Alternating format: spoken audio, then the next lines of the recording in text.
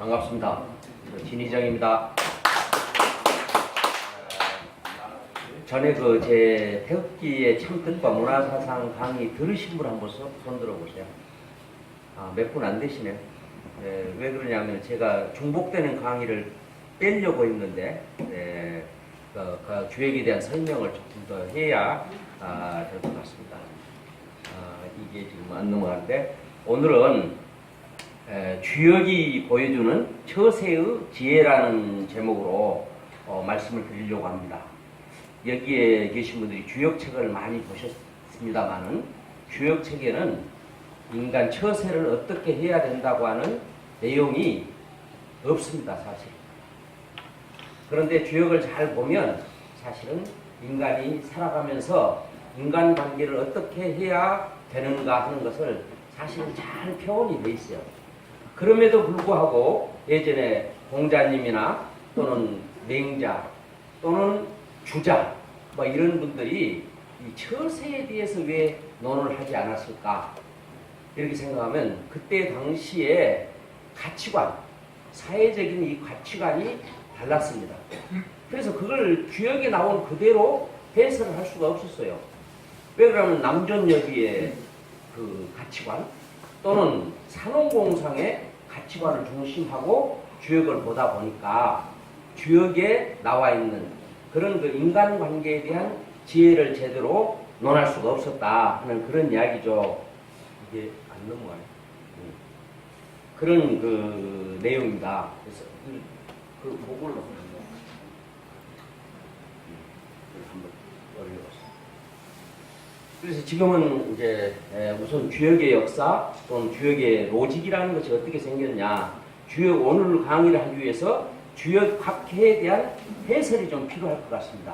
그것을 전번에 태극기의 참뜻과 문화사상이라는 데서 논의를 했었는데 오늘 이제 그때 강의 안 들으신 분들이 많기 때문에 그 부분을 논의를 하려고 합니다. 그 다음에 개관법이라고 해서 이 좀 괴를 어떻게 볼 거냐 하는 거. 그 다음에 각 회의 메시지보다는 각 회가 보여주는 인간관계에 대한 지혜 이런 내용을 중심 삼고 참 오늘 말씀을 나누고 그 다음에 주역의 총체적인 메시지가 뭐냐, 그 다음에 주역이 없는 메시지는 또 뭐냐 이런 내용을 중심 삼고 말씀을 나눠보려고 합니다. 이게 잘 마음에 안 드네요.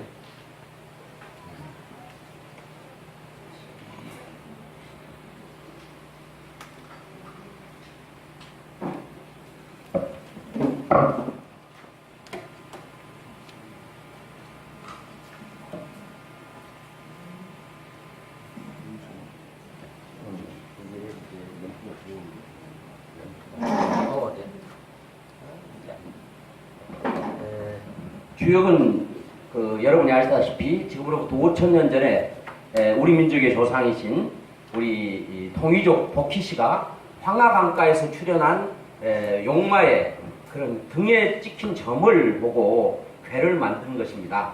그래서 그것이 주역의 시초다 이렇게 알고 있습니다.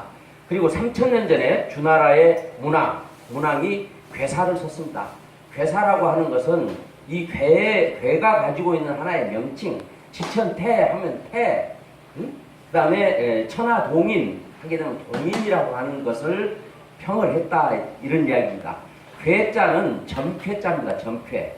그래서 이런 괴가 나왔을 때 우리 앞으로 운이 어떨 것이냐, 앞으로 무슨 일이 일어날 것이냐 이런 부분을 갖다가 붙였다 이겁니다. 그 괴사가 붙여 있지 않을 때는 괴가 보여준다 하더라도 어떤 의미인지 우리가 알 수가 없는 거죠.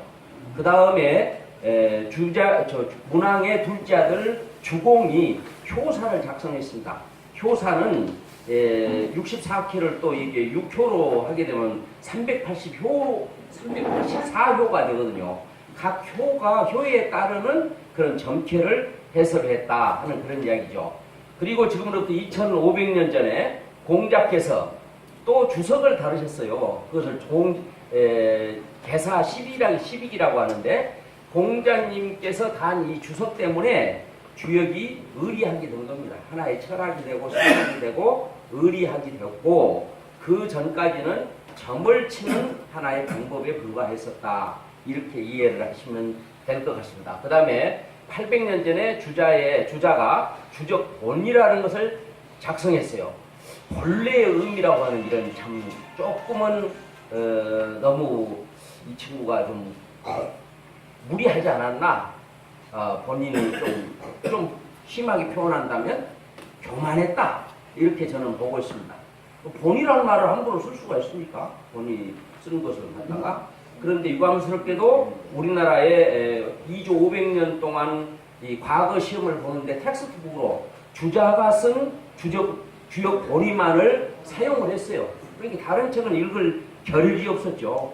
그 다음에 1808년에 다산 정약용 선생께서 주역 사전을 탈고를 합니다. 그러니까 주역 사전은 주자의 본의로부터 조금 초월을 해요. 그래서 실사구시를 중심 삼은 내용이 많이 들어있었습니다. 그 다음에 우리나라의 참 지식인이었던 율곡 선생이라든가 또는 선생들 이순신 그런 장군들 이런 분들이 주역의 전문가였습니다. 그런 주역의 대전문가였어요. 그렇게 이순신 장군이 100번 싸워서 한 번도 지지 않고 100번 다 승리를 할 수 있었던 것은 제가 볼 때는 전쟁을 할 때마다 주역으로 점을 쳤다 이런 얘기죠. 어떤 작전을 할 거냐, 나아갈 거냐, 물러설 거냐 하는 것을 잘 살펴보고 전쟁에 임했다 그런 이야기입니다. 여기 이제 이 점이 잘못 찍혔네요, 그죠? 이 점을 찍으면 안 되는 건데 율곡 이 선생, 그 다음에 태계 유항 선생 이런 분들, 그 다음에 태계 유항 선수가 고봉 기대승 간에 8년 동안에 첨예한 편지 토론이 유명하죠. 그런 내용들을 중심 삼고 봤을 때 대단했다. 그런데 일제시대 때, 일제강점기 때 이 주역에 대한 연구가 쇠퇴하기 시작합니다. 신지식인들이 하여튼 주역을 미신시하고 또 기독교인들의 영향을 받아서 그것은 무슨 정치는 그것에 대해서 미신시했는데 주역에 대해서 다시 관심을 갖게 된 것은 1958년도에 미국에서 아이칭이라는 책이 출간을 하게 되는데 아이칭은 분석 심리학의 대가인 칼 융이 쓴 분석 심리학 책입니다. 그런데 이 책 서문에 주역이 소개가 돼 있어요. 그러니까 칼 융이 볼 때는 이 주역은 대단한 그런 내용이다 이렇게 봤던 것입니다. 이 책이 3천만 부나 팔려요. 3천만 부는 이 대단한 것입니다. 그런데 우리나라에서 미국으로 유학을 갔던 그 유학파들을 중심 삼고 다시 주역 연구가 시작이 되었다. 다시 한번 이렇게 참 관심을 갖게 되었다. 이렇게 봅니다. 그 다음에 쟤는 이제 제 호가 여기 희담인데 제가 주역에 대해서 연구한 것을 여기다 감히 올려서 될는지 모르겠습니다만은 저는 1999년도에 웅기예보 365라는 그 코드 해설집을 출간하게 됩니다. 이것은 주역 64개에 대한 새로운 해석인데 이것은 의리학적이고 철학적인 내용이 아니고 주역을 우리 생활 속에서 어떻게 활용할 것이냐 하는 그런 점을 중심 삼고 제가 다시 재해석을 한 것이고 2004년 12월 달에는 후천 개벽 시대의 신운수 비결이라는 책을 이게 주역 384호에 대한 해설을 했습니다. 그래서 일본 학고내에서 제가 생식을 하면서 이것을 참 썼는데 이 책 한 권에 일본에서 12만 행씩을 받았습니다. 이게 대단히 비싼 거죠.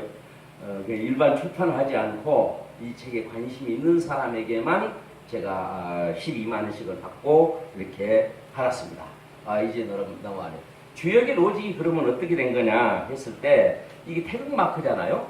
태극마크가 이렇게 또 안 넘어가요. 한번 넘어갔어요. 예, 이것이 똑같이 위가 빨강이고 아래가 파랑인데 이건 전혀 다른 의미를 가지고 있습니다. 그럼 어떤 의미를 가지고 있냐면 이 태극은 이렇게 돌아간다는 것을 의미합니다. 계속 돌아가면 이것이 어떻게 될 것 같습니까? 보라색이 되는 거예요. 보라색이 된다. 그러니까 태극 속에는 사실은 빨강과 파랑이 완전히 구분되어 있지 않는 거예요. 음양이 다 섞여 있는 겁니다. 음양이 섞여 있어서 어디까지가 음이고 어디까지가 양인지 모르는 가운데서도 그 속에는 음양이 있기 때문에 그 속에서 나올 때 이 음과 양으로 분류돼서 나왔다 하는 이야기입니다. 근데 이것은 왜 양이고 이것은 왜 음이냐 이거죠. 이걸 어떻게 생각하십니까? 음과 양을 가장 극명하게 구분해 주는 게 뭐냐면 남자의 생식기와 여자의 생식기예요. 그러지 않습니까? 그래서 이게 양은 남자의 생식기를 의미하는 겁니다. 남자의 생식기를 의미하고 여자의 생식기를 의미한다. 근데 여기서 다시 둘로 분류를 하니까 이렇게 네 가지 모양이 나왔어요. 예, 네 가지 모양. 그래서 사상이 나왔다. 그렇게 되는 겁니다. 사상에서 또 이렇게 분류해서 8쾌가 나오게 되는 겁니다. 8가지 모양이 나오게 된다 하는 그런 이야기입니다. 그러면 이것이 뭘 의미하느냐? 숫자로는 1, 2, 3, 4, 5, 6, 7, 8. 그래서 주역은 이진법으로 시작해서 팔진법으로 완성이 되는 겁니다.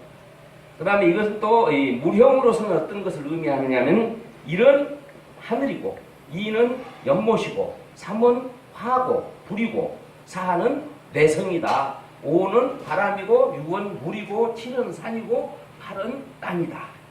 이렇게 분류를 한 겁니다. 그래서 이 주역회를 읽을 때 산택, 천하 동인, 천례 무망 이런 식으로 읽게 되는 거죠.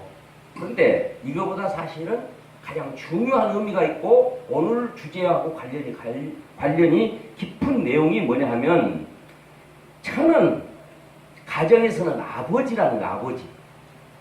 또 국가에서는 군왕이고 회사에서는 사장이고 이 단체에서는 단체장이 천에 해당이 되고 부에 해당이 된다. 이런 얘기. 두 번째, 이는 택인데 이것이 소녀다. 어린 여자아이다. 집안에서는 막내 딸이다. 그런 의미를 가지고 있습니다. 세 번째는 이게 불이다. 3은 불인데 이것이 중녀다. 우리의 차녀나 삼녀나 이런 것처럼 가운데 있는 딸이다. 여자다. 또 이 사회적으로는 가장 참 왕성한 여성이다. 이런 얘기. 젊은 여성이죠. 쉽게 하기해서. 그 다음에 네 번째 이것이 뇌인데 이것은 장남이다 이거죠. 가장 먼저 태어난 남자죠. 여기에 장남들이 많으시는 게 사회적으로는 시니어급에 해당되는 그런 참 남자입니다. 그 다음에 여기 지금 5는 뭐냐면 장녀다. 장녀. 장녀도 시니어급인 여성이다. 이거죠. 연식이 좀 된 여성. 맨 먼저 태어났으니까. 여섯 번째 이 6은 수인데 이것이 중남이다. 상남이죠. 가장 사회의 허리와 같은 역할을 하고 있는 원기왕성한 남자들을 의미하는 겁니다. 6이. 그 다음에 7은 산인데 이것은 소남이다. 어린 소년, 막내 아들 이런 의미를 갖고 있습니다. 진은 뭐냐? 진은 가정에서는 어머니, 국가에서는 백성, 회사에서는 사원 이렇게 되는 것입니다. 자, 그런데 여기서 하나 짚고 넘어갈 것이 있는데 여기 보면은 여자로 표시된 이런 내용들, 자, 2, 3, 5가 이게 여자잖아요. 근데 여자의 표를 보게 되면은 양이 둘이나 있고 음이 하나 있어요. 근데 왜 이게 여자일까? 또 여기도 보면은 양이 둘 있고 음이 가운데 하나 있습니다. 이것이 여자다 이겁니다.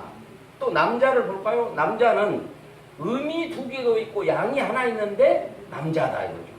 여기도 마찬가지로 음이 2개나 있고 양이 하나 있는데 이게 남자다. 그럼 왜 그럴까? 이걸 지금 현재 여러분들이 이게 앞으로 강의하는데 교회를 보고 참 혼동스러워 하실 것 같아서 제가 말씀드리는 거예요. 사실은 여성들이 더 양성적인 부분이 많습니다. 생김새만 그러잖아요. 앞도 나오고 그냥 뒤도 나오고 나온 데가 많지요. 그렇지 않습니까? 그런데 꼭 거기만 이제 안 나왔죠. 거기만 들어갔죠 오히려. 남자는 나온 데가 별로 없어요. 민득하잖아요. 그런데 거기만 딱 나와 있는 게 남자다. 이렇게 이해하시면 되겠습니다. 또 우리 몸속에 남자의 성식기가 둘이나 있으면 되겠습니까? 하나만 있어야죠. 그래서 이게 음이 2개 있고 양이 하나 있는 것이 남자고 양이 2개 있고 음이 하나 있는 것이 여자다. 이 부분을 확실하게 하셔야 이 다음 강의를 바로 들을 수가 있다 하는 이야기죠. 성격적으로도 보면은 여성들이 훨씬 더 동적입니다. 입도 가만히 두질 않아요. 그냥 이렇게 자세도 잠시도 가만히 이렇게 붙어있지 않습니다. 남자는 그냥 입은 무겁고 자세도 그냥 바위 덩어리처럼 다 굵직하게 이렇게 버티고 앉아있어야 상남이라고 그러잖아요. 좋은 남자가 이렇게 표현을 합니다. 그래서 이것이 이제 구분이 돼 있으면 이다음부터 강의를 이제 하자고요. 여기서 1, 2, 3, 4, 5, 6, 7, 8 요 위에다가 하나씩 붙여보는 겁니다. 천을 하나씩 다 붙여봐. 이렇게. 그렇죠? 그러면은 이게 중천건 그게 천이 거듭 두 번 되었으니까 이건 하늘이다. 천태기, 천하동인, 천례무망, 천풍구, 천수송, 그다음에 천산 돈, 그다음에 천지부 이렇게 다 하나씩 배가 있어요. 그다음 또 봅시다. 이걸 아래로 붙인다 이거죠. 1, 2, 3, 4, 5, 6에다가 밑에 1을 전부 다 붙여봤어요. 이러면 또 캐명이 다 있어요. 이런 동일하겠죠? 중천거는 동일한데 이건 택화협, 하천대유,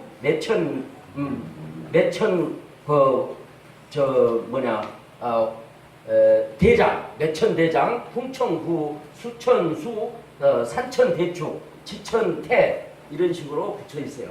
이 내용을 자 2를 또 여기다 붙여본다 이거죠. 핵을 전부 붙여보고 위에다 붙여보고 아래다 붙여보고 또 화를 붙여보고 밑에다 또 화를 다 붙여보고 그 다음에 이런 식으로 전부 8번을 반복하면 64캐가 나온다 이런 이야기입니다. 이해가시죠? 이렇게 해서 64캐로 주역캐가 완성이 돼서 이렇게 이제 64캐가 되는 거죠. 그 다음에 이런 것들이 이제 이렇게 합하면 이게 화천대유 하는 것처럼 이 두 개를 합해야 비로소 메시지가 된다 이런 얘기입니다. 하나만 있을 때는 그냥 불이고 그냥 하늘이고 이렇게 되는 거죠 이게. 그런데 이것이 읽을 때는 여기서 천을 먼저 읽을 거냐 화를 먼저 읽을 것이냐 하는 거에 되잖아요. 그래서 위에서부터 아래로 읽는다. 화천대유 이렇게 읽는다. 이 점을 이제 이해하시면 되겠습니다. 그래서 이렇게 이제 해놓은 것이 64캐가 이렇게 되는 거예요. 64캐가. 그러면 이 64캐가 무엇을 의미하느냐. 우리가 봤을 때 한 가정에 이 8개의 쾌를 가지고 64캐를 만들었잖아요. 그런데 이 64캐가 이렇게 아버지, 어머니, 장남과 맏며느리, 차남과 또는 차녀 또는 둘째 며느리, 막내와 막내 며느리 이렇게 해서 8가족이 되는 것입니다. 근데 이것을 확대해 놓으면 이 사회가 되는 거예요. 사회. 그렇잖아요. 사회가 연세 많으신 분들 또는 젊은이들, 어린 사람들 이렇게 사회를 확대해 놓은 것입니다. 그러면 이렇게 가족관계 같은 그래서 우리 참 표현에 사회동포라는 표현도 쓰고 홍익인간이라는 표현도 쓰고 여러 가지 하고 있잖아요. 그것이 다 주역에서 나온 내용입니다. 그런데 이런 인간관계들이 어떻게 처세를 하라는 이야기냐 하는 것이 주역에 나와 있는 거죠. 그래서 가족의 중심에는 항상 부모가 있다. 우리 사회의 중심에는 항상 어른이 있다는 거예요. 부모 같은 분들이 있다 이런 얘기죠. 부모를 무시하고 경시하고 그냥 그렇게 하고 있지만 사실은 이 사회에 어른이 있는 거다. 그런 이야기죠. 두 번째로 뭐 있느냐. 이렇게 가족을 모두 짝이 있다는 거예요. 다 짝이. 예? 혼자 살면 안 된다는 거예요. 혼자 편하니까 그냥 나 독신주의라고 사는데 그것은 순리에 어긋난다. 예? 주역 정신에 어긋난다. 주역이 뭐냐? 이것이 하늘의 도예요. 그것을 우리나라에서는 일이라고 했고 이것을 도라고 하고 또 서양에서는 로고스라고 했다 이런 이야기입니다.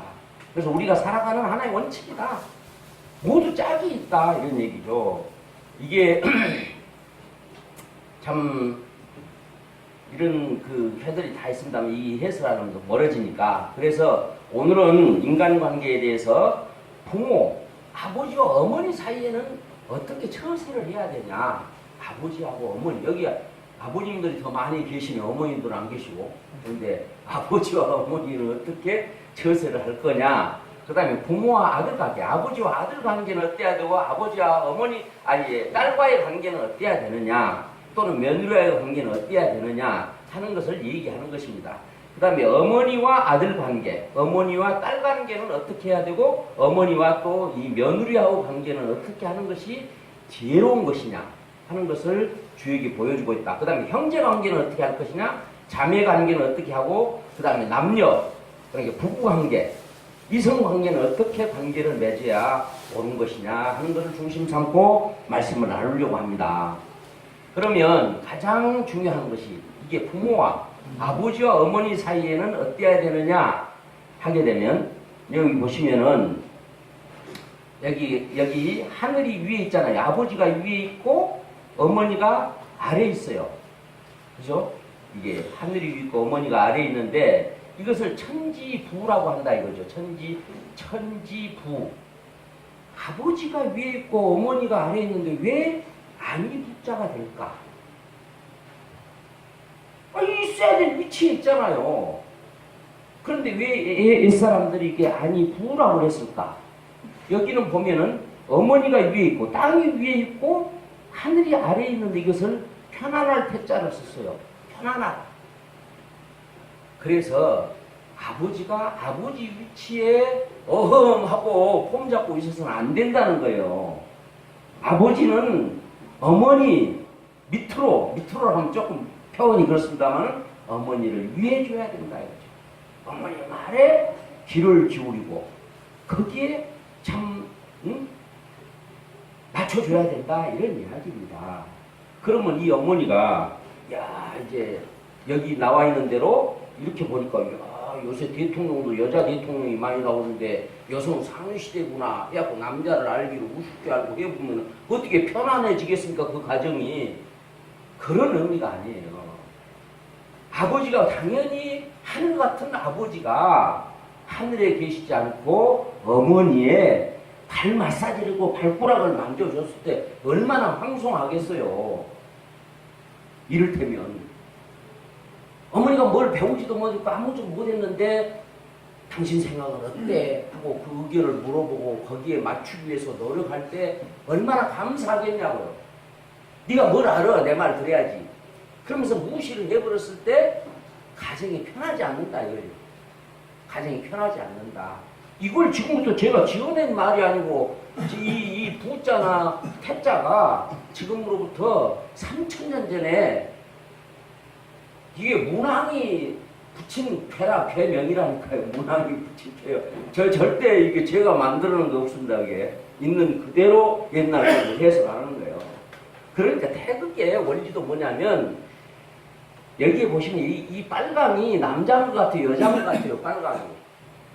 이 빨강이 여자예요. 빨강이 여자인데 지금 여기 내려가잖아요. 여기 남자가 지금 여자 밑에서 이렇게 하고 있어. 그러니까 어때요? 아니 너무나 황송해가지고 당신을 이렇게 떠받들고 밀어줬을 때 비로소 아버지 위치가 제대로 된다는 거예요. 그런 의미로 지금 이거 올려놓은 것인데, 예전에 우리 남존여비 사상에 어떻게 여자가 남자 위에 저러고 있어 해갖고 태극기 갖고 수없이 싸움을 했어요. 그러니까 저 태극기가 요 파란 것이 위로 갔다 빨간 것이 아래 갔다 이게 수십 번 바뀌었어요. 그 싸움을 하다가. 그러니까 그거 안 되겠다 해갖고 옆으로 돌렸죠. 백범 김구 선생이 사인한 태극기를 보면은 옆으로 돌려버렸어. 위아래 구분하지 말자고. 독립친문에도 이것을 옆으로 돌려서 붙여버렸어요.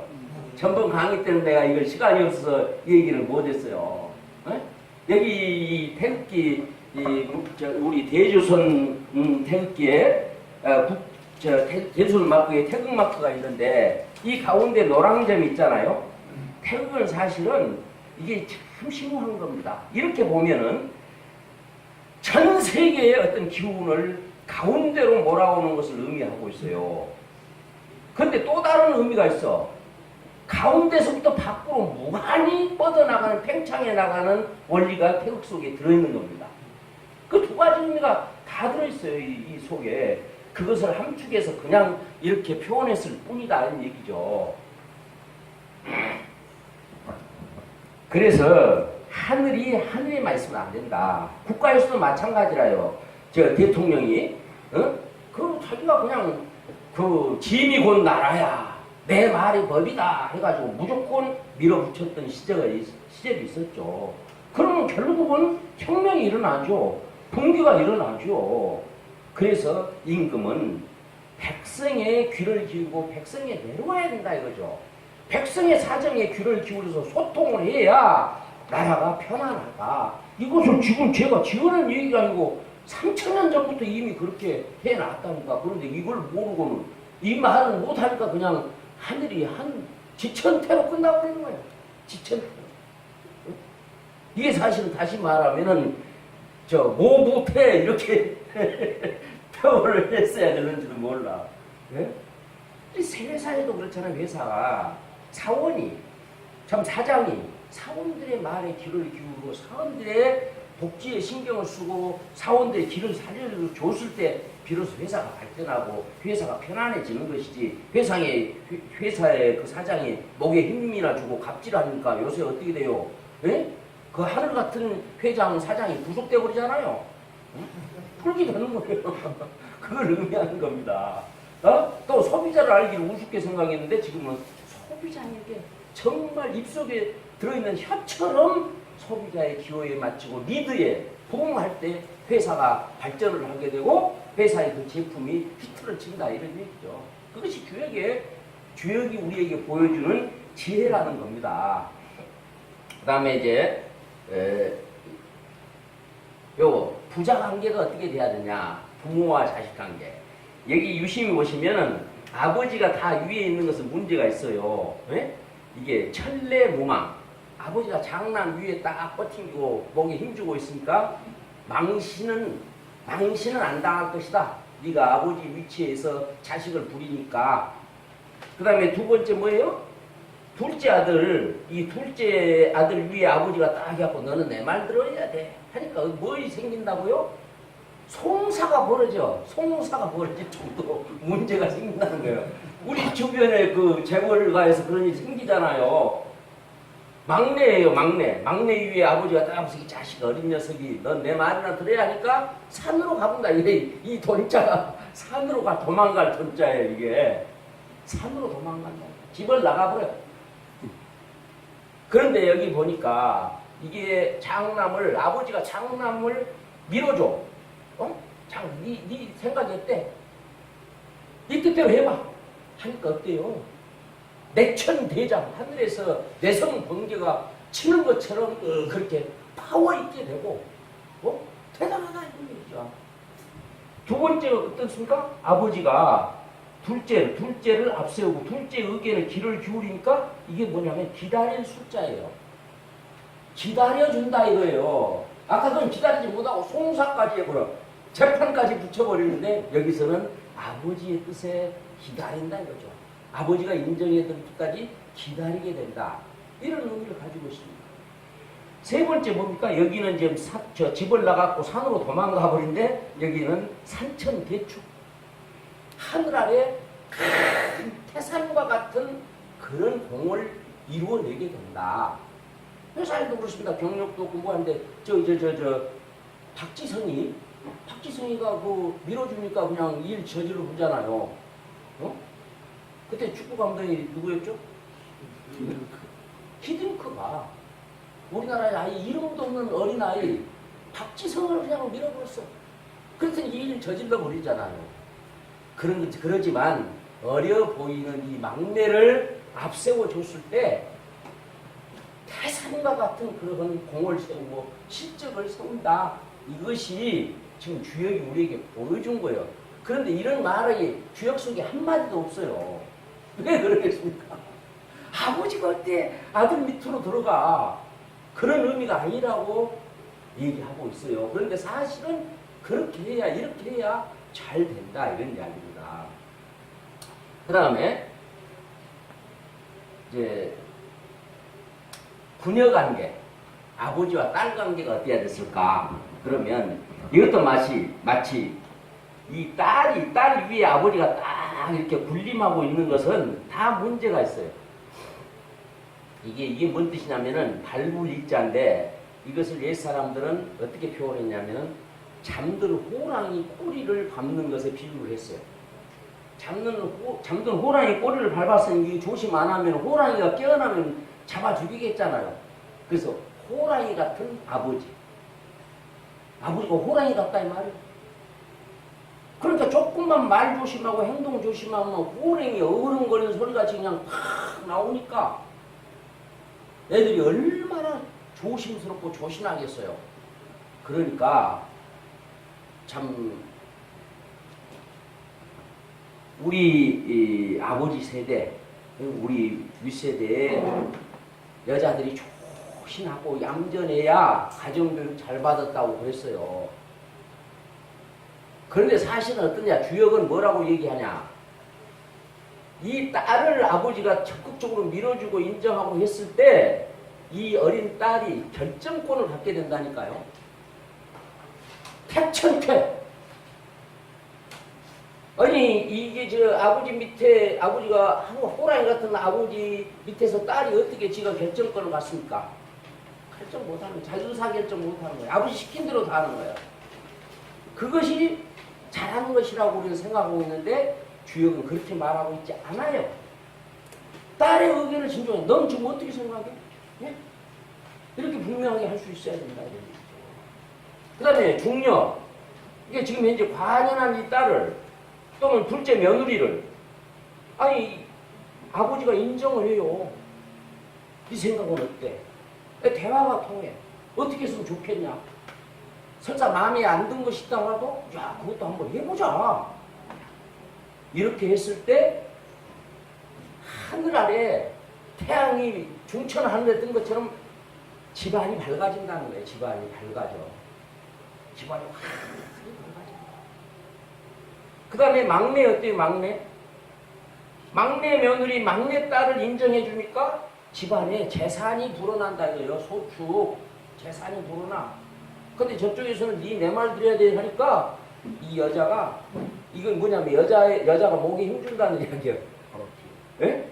청풍 부인데 이게 목에 힘주면은 자 여자가 목에 힘줘버리면은 남자들이 참 불쌍해지는 거요. 반찬 하나라도 덜 얻어먹고 예? 고분고분하게 애기 바르게 잘 하지만 사실은 대접을 못 받는 겁니다.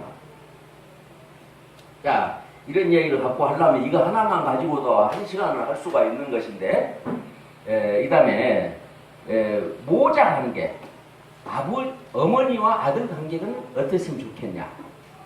여기 보면 이쪽에는 전부 다 어머니가 위에 있어요. 어머니가 위에 있어. 여기는 어머니가 아래에 있습니다. 아래에 있다는 말은 그냥 뭐 밑으로 들어가라 이런 뜻이 아니고 자식을 아들을 앞세우고 아들의 의사를 존중하고 아들의 길을 참 세워져라 이런 뜻 아니겠습니까?